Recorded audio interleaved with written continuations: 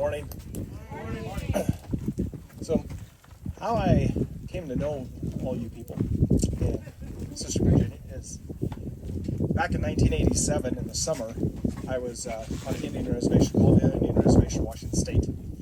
And I lived on the reservation, and they called me Paleface, which I was okay with that because at least the kids were nice to me. But when I would go in the church, they said, "This is Indian church, you got to go to white man church." And so, but the pastor came up and put his hand on their shoulder and said, "All's welcome here." And so,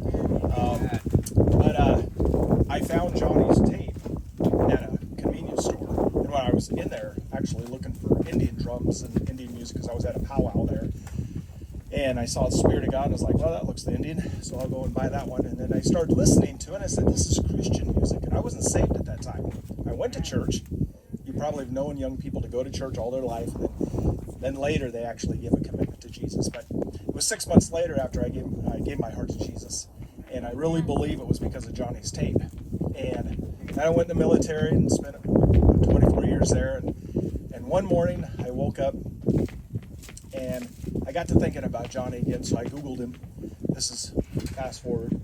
And it was 2 months after he finished. And I was like, the deal, Lord, why would you give me a reason to Google him now? Why didn't you do it like 5 years ago?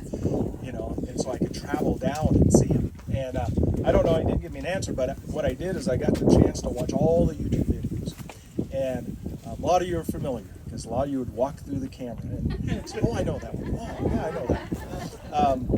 And so I never got a chance to meet Johnny, but I have been a big fan ever since then. I have watched every video I could. Larry Emerson, Pastor Doyle, what's the guy that plays the guitar?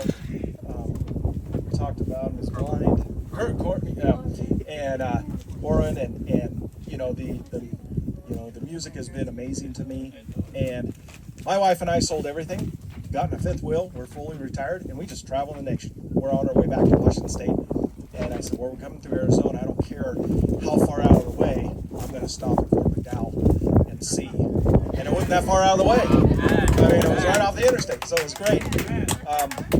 And I'm a assistant pastor at Calvary Chapel in Moses Lake. And when I told the pastor I headed out, he was like, we just got this church. What are you doing?" I said, "God told me we got to take off." And so, okay, take your 9 months and come back. And so he's getting real excited. About 4 weeks we'll be back there, and I'll resume what I was doing there. But this past 9 months, God has given me a lot to write about, and I've written 6 books, published 6 books since I've been out here.